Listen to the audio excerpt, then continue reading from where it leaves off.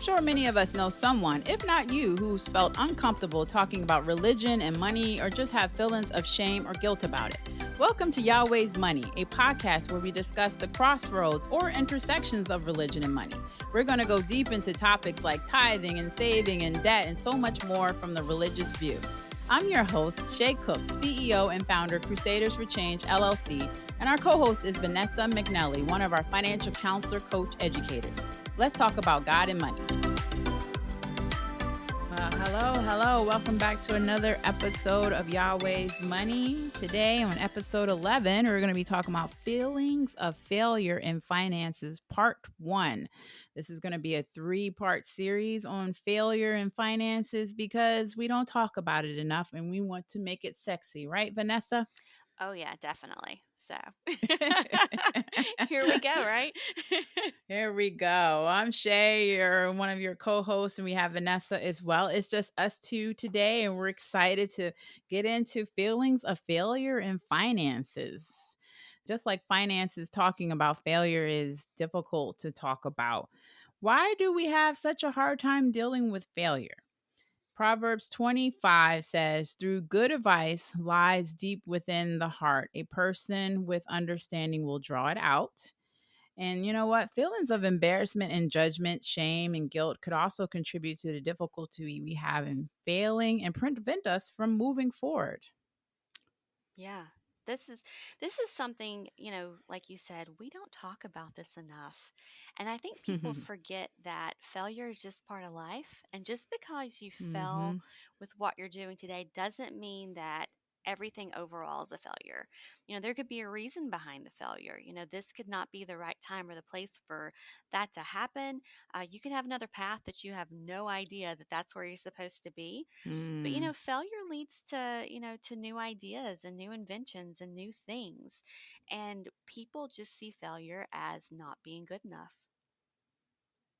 I know. Yeah. You know what? Failure, I just have to say it again. I Mhm. don't know why it's not sexy and has a lot of stigma around it because unfortunately, we really should talk about failure more than we talk about success since it happens more often.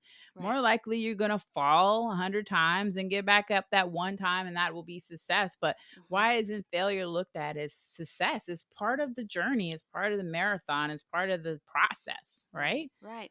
Yeah, and we look up to people and we just see the good things that they've done and things that have worked.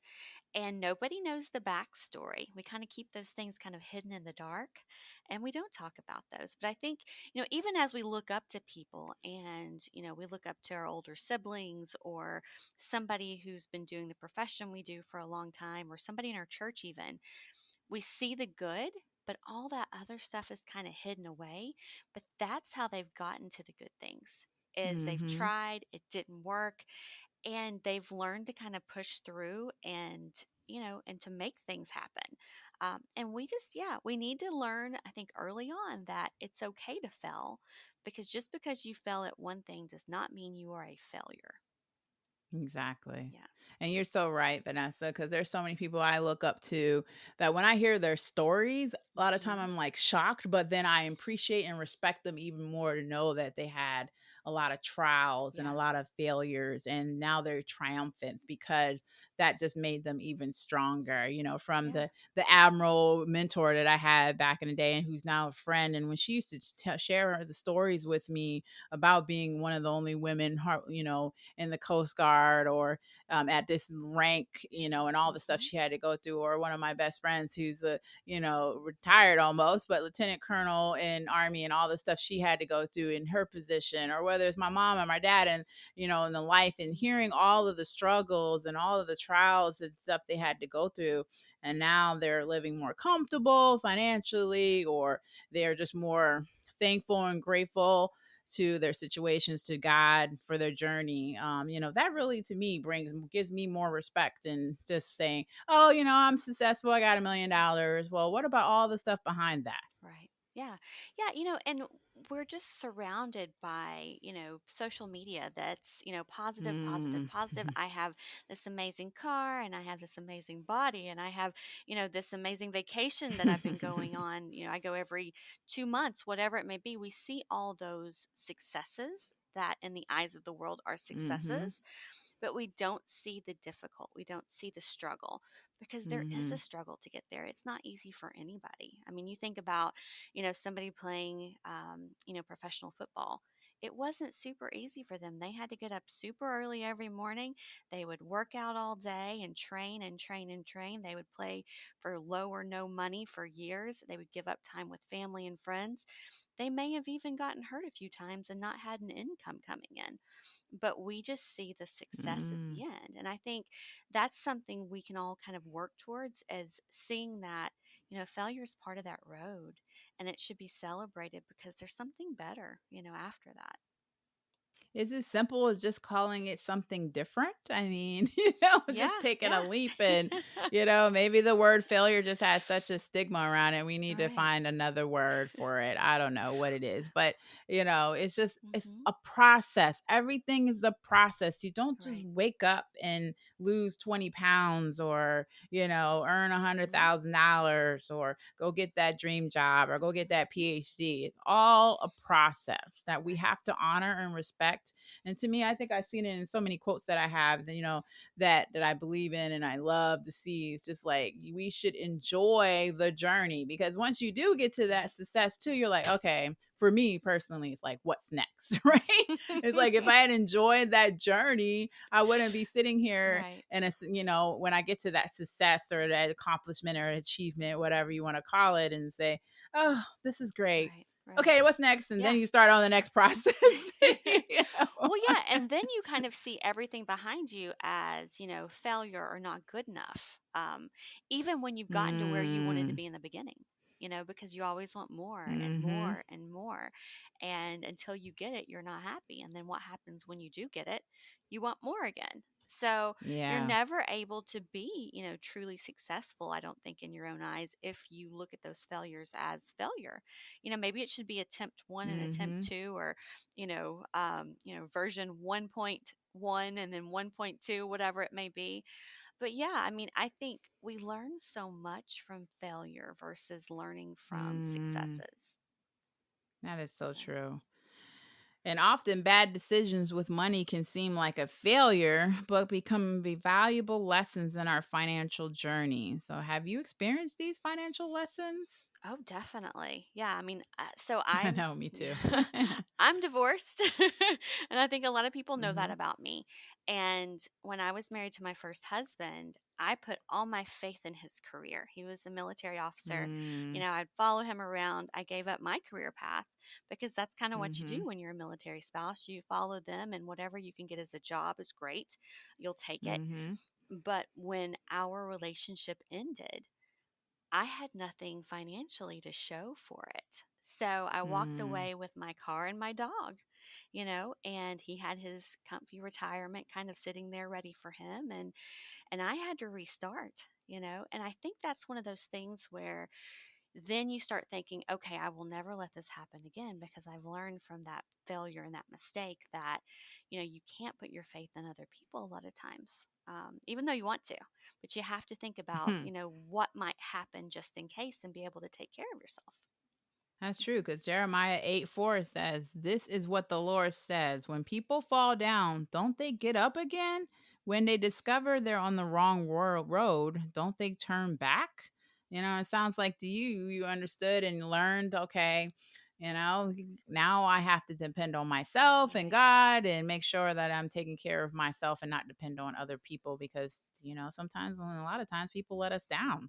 And failures are sometimes necessary to help us Hmm. learn, grow, and appreciate our successes. Yeah. And I know for me specifically, many financial lessons throughout my life I've had, but internally and externally, I love learning, and at least when it comes from money, from others, seeing what mistakes they've made for money, whether I've been, internally or next directly involved with them in that mistake, whether it was my family or family and friends that are not in my inner circle have shared with me some of their lessons. And I heed those lessons. I really want to learn, because I don't want to make those mistakes, especially around money. And it's Yeah. not in every area Yeah. of my life, but when it comes to money, I've learned learned, okay, if they did it one way and it's not working, I'm going to do it the other way. And usually that works itself Yeah. out.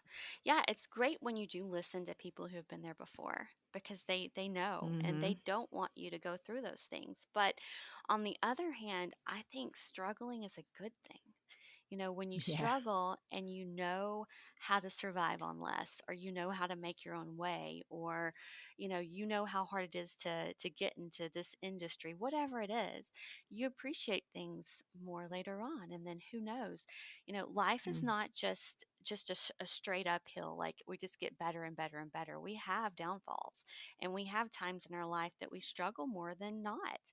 I remember when I was in college, you know my mom made sure that I knew the struggle. I knew what it was like to, not have money to go out to eat, maybe not have enough gas money to get home on the weekend, Mm-hmm.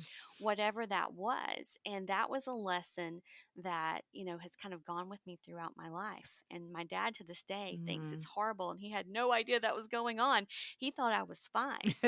But I always say I appreciate that time in my life because I knew what it was like to live on little, and if it ever happened again, which Mm-hmm. it did after my divorce, I was able to do it, and I was able to do it well because I knew what it took, and I knew that I could do it and I would be okay. So I think those Yeah. failures and those struggles, they prepare us for things down the line too. They really do. And you're so right about that. You know what I'm saying? I don't think my parents intentionally try to teach me those lessons, but I learned them. Hmm. I had to work two jobs Yep. when I was in college, and I got married and had a child young, and we didn't have any money because he was only like E1, E2 in the Air Force. And so we just made do and just Right. learned from, our own mistakes. Honestly, there was Hmm. nobody really teaching us. We weren't going to any financial classes. There was no podcast or YouTube back then. So, I'm sure we could have turned to the library and books and stuff like that, but we just learned from our mistakes. If you spend more than you Right. have, then you're going to be, just in a bad situation. You might have to go to a emergency, assistance Hmm. situation to get Hmm. help. Or luckily we didn't turn to payday loans, but I know people that have. And, Yep. those kind of bad mistakes that you make. And then you're like, why can't I pay this off? The interest rate's high, turn into Hmm. credit cards. I have using my student loans, getting that extra money back from the student loans to help us live when we were living in Nebraska. I've done a lot of those things and learned from a lot of those Yeah. mistakes. And now when we're helping clients, I can speak from not only that experience, but say, okay, I've done this, it didn't work. Let me tell you the better way to do this. So Exactly. yeah, those are all mistakes, all failures, but Hmm. all a part of the journey and made me to be more fiscally responsible. Right. Yeah. Yeah. And I think, when you have those times in your life and you're able to share that with other people, that, even in those dark times, there's still joy. There's still good things happening. Mm, Just because, mm-hmm. one part of your life is not going the way you want it to go, that does not mean that you have failed. It's just a bump in the road. It's part of the process. And I think, yeah, we really need to be able to talk about this more so we can help others see that, especially younger generations too. I think younger generations, they live in this world of instant gratification, and they Mm. don't see that you have to have a starter house, or you may have to have roommates first. It's like they want this really nice home, and they want, all the new furniture. And I think it's so hard sometimes to see that, it takes time to build up to that, and maybe, a few potholes along the way. Well, it's that, and it's hard to build up to that unless you go get credit and debt. And then, Hmm. but then you, on the other side, you got this beautiful home, you got this Hmm. mortgage you can't afford, you got all these nice furnishings and stuff that you can't afford. Hmm. And now you're like, oh my God, I have all this interest, I got all this Yeah. debt. Yeah. And now on the other side, I can't continue to live this life because I have to pay this off, or I don't pay it off and it goes in collections. And now my credit. So there is this, constant, just rolling Right. failure, really, Right. or mistakes that are Hmm. happening because they're just constantly not even taking responsibility or have accountability to their Exactly. actions Yeah. because of the instant gratification. So Yeah. that's for another episode. so, so because we can go deep into those failures and what they look like, but just, what are some ways that your faith has helped you overcome or deal with feelings of failure? Yeah, that's such a good question. And I think, having a faith system or background or somebody that, you look to. in those times, I think it gives you a lot of comfort. I think, you can look at things and you can read stories in the Bible and you're like, oh my gosh, I didn't have it that bad compared to some of these people because, Exactly. some people have gone through things that I could not even imagine, and they did it with joy in their Mm. heart, and they did it willingly, or Yes, and great. they Yeah. you know they took it in this way that they knew things would be better one day. So a lot of the times the struggles Mhm. we go through, when you look at others and what other people have faced, it's like, oh my goodness, I am so blessed to only be going through X, Y, or Z Exactly. right now.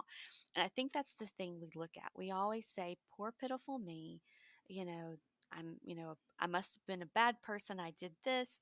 But we forget to see that there's a reason for it, and it could be, just could be that there's something amazing waiting for us, and if we didn't have the story to tell, it wouldn't be there. So I think it's just Mm. realizing that there's a reason and knowing that there's good that comes out of the bad and looking to our faith for that. I think that's all the difference. Yeah, that patience and that Hmm. gratitude and that process and that Yeah. journey. Yeah, because honestly, without faith or family, I would still feel like a failure, because God is in his word and when I'm praising him and when he's the spirit is speaking to me, it's constantly reminding me of how he is here for me, he is taking care of me. My basic needs are always met. Right. Even looking at the birds, I always reminded me of that scripture. If I'm taking care of the birds, wouldn't I take care of you? When I take Hmm. care of the grass, and I take care of you. So those kind of constant reminders Hmm. from learning the word and just knowing his promises are very key. And then also encouragement from family, like Shay, you're doing good, Hmm. or reminding me of the good I've done, Right. or where I'm moving in a good way, not be so focused in the moment of the failure or the mistake, but to have joy in that, like you said, and just pointing out those successes. And the gratitude is huge. I think Right. we having gratitude of wherever you're at, there's always going to be somebody that's better or worse. Hmm. And God has got you. And like it says in Isaiah 41:10, don't be afraid, for I'm here with you. Don't be discouraged, for I'm your God. I will strengthen you and help you, and I will hold you up with my victorious right hand. So knowing that God has us in his victorious right Yeah. hand at all times, whether we're failing or succeeding, is such it just provides such Right. Yeah. Well, and hmm, it doesn't yeah. necessarily mean that things are going to be, Mm, all roses and rainbows all the time. It just means that we're mm-hmm. not alone and we're not going through this by ourselves. And that is so Exactly. comforting, knowing that. Comfort, Yeah. that's the word. I Yeah. was like, such, and I gave a feeling, and you can't see me. If you video, you'll be like, oh, I get it. And I just cut Yeah. off with such, but you're right, Vanessa. Right. The comfort, It that's the word is. I was looking It's a for. comfort, and I think having that mental, clarity, and just having that attitude of gratefulness, is just knowing Mm-hmm. that, you know, things are going to be better, even if it's not in this life. One day, Mm-hmm. things are going to be amazing, and just think of the small failures you've had along the way, because later on, those aren't going to matter at all. We're Mm. not even going to remember those things. So. Exactly. Not gonna remember them. And just holding on to the promises of Hmm. God and his word, as Christians, we have this Bible that can really help us through a lot of these moments, if not all. Psalms 145:14 said, the Lord helps the fallen and lifts those bent beneath their loads. And Matthew 6:27 says, who of you by worrying can add a single hour to his life? Yes. So the worrying, oh my God, right? Oh my God, I Oh, know some worry warts, if not me myself, and too. just have to go into the promises. Hmm. Who of you by worrying can add a single hour to his life? Right, right. You can't worry and have faith. That does not work that way. Exactly. Yeah. My grandmother was this way, and she would worry about everything. And, she Mm, would always say she was a woman of faith. And she mm-hmm. totally was. But she Yeah. would worry about little aspects that really didn't mean a lot. And so we'd sit down and I'd be like, okay, so what if the worst case scenario happened? Then what? Mm-hmm. What is it going to do to you? What is it going to do to me? What is it, what is what is the purpose of the worry? Because it's either going to happen or it's Mhm. not, and we can't stop it. That's not what we're Exactly. able to do. So I think worrying, it makes people miserable, and it doesn't bring joy, Mhm. and it doesn't change things. And I think it wears on your mental clarity and your happiness and the happiness of people around you. And I think that feeling of worry with failure, that's going to keep a lot of people from even trying, and that's the That worst is part. so true. Hmm. And especially for those that want the instant gratification is why do you want that instantly? Because you're Right. worried about how other people are going to look at you. Most Hmm. people ain't even looking at you like Right. that. I mean, they're not unless you're putting yourself out on social and then they're like, Hmm. "Oh, what's so and so going to do next? What trip they're Right. going on next?" Right. You're putting that out there, but you don't have to. Right. And then, you're worrying about if somebody care what house you live Yeah. in, all that. I mean, that's all you. That's Yeah. not them. Yeah. So, Yeah. And you look at, like the Kardashians, and they have put themselves out there, and everybody wants to be like them or have what they have, or, wear what they wear or look the way they look, and I mean, originally the show was keeping up with them. Nobody can keep up with that. That's exhausting. And we didn't have to keep yeah, up they're the with 1%. None of anyone. us can do Right. that. Yeah. Right. And I think for some reason, we all have this idea, like Yeah. you were saying, we have to keep up with so and so, or we have to have XYZ to be happy. But the reality is, yeah, we don't have to please anybody, but God. That's it. It's Mhm. But absolutely it. God, And yeah. we forget that. That's it. And we forget that. And that is so sad. Hmm. That is so sad.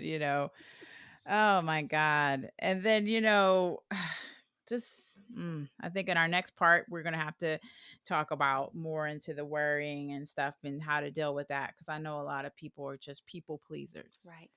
and instead of God pleasers. Or Right. even if you're not going to please God, at least try to please something that's going to make you a better person for Hmm. this world and for yourself and your family versus others and fame Right. and all the stuff that, hey, if that's important to you, that's great. But, if you're going after that fame, you're going home and you're sad and crying, then there's a Hmm. problem.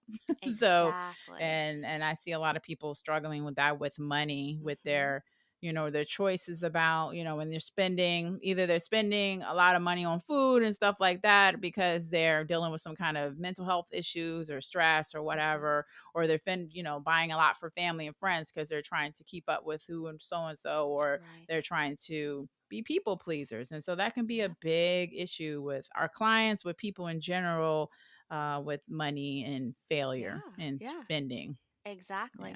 And I used to really struggle with this because I wanted to make Mm. everybody else happy because that made me Mhm. happy. Making other Mhm. people happy, or, helping them with whatever it was. But then you have to realize that whether you do that or not, you know, the people who are supposed to be in your life are going to be in your life. And a lot of those people that you're helping and giving to, they're only in your life because of that. So I think a lot of times people forget about, taking care of yourself, your family, kind of making sure everybody is okay in your small little circle. And the people that are meant to be in your life that will help you and be with you through these times of failure, they're going to be with you no matter what, whether you're doing something for them or Mhm. not.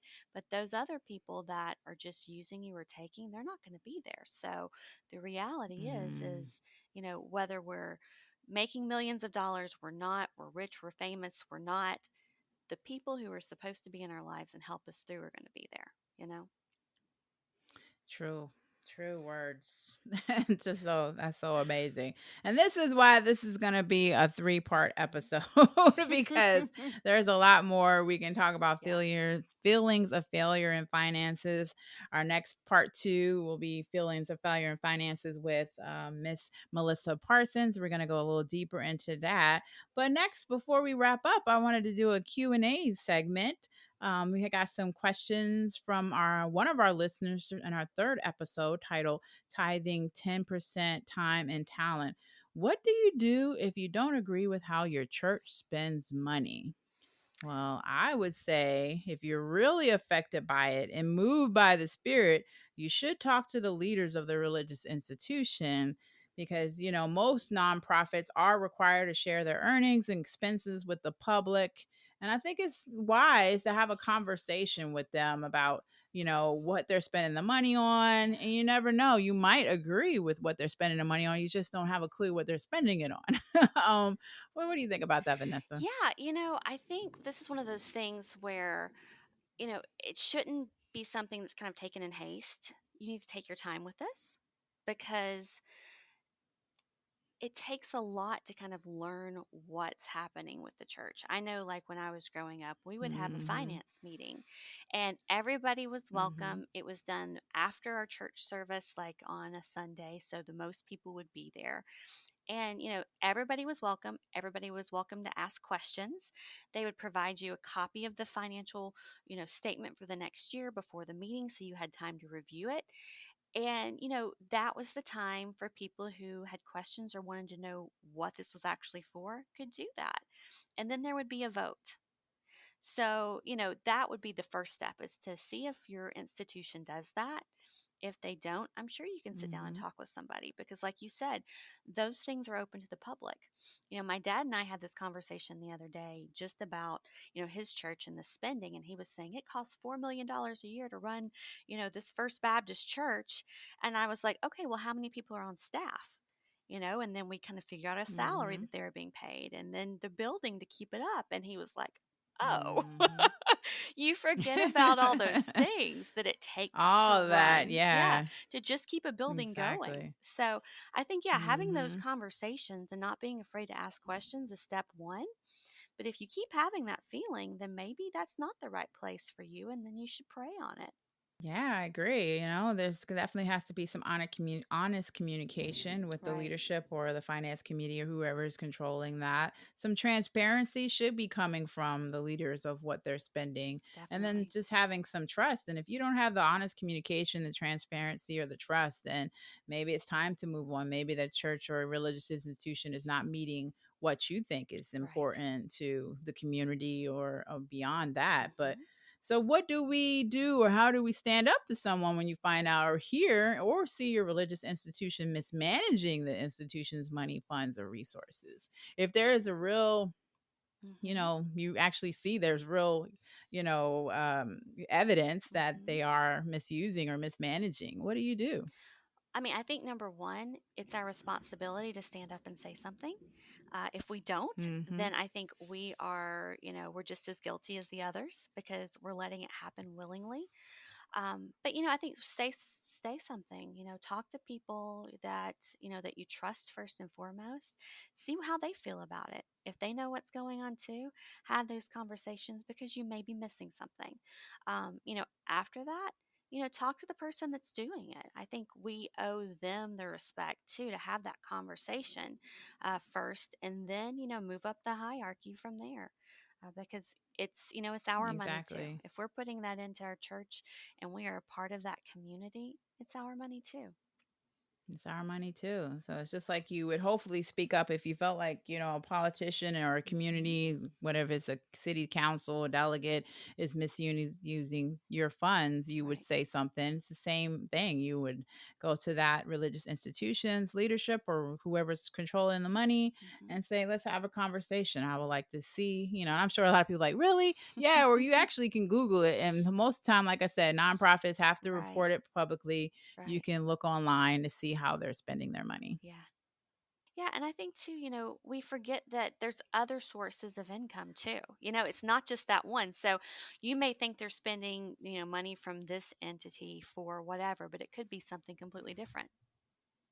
So true. So true.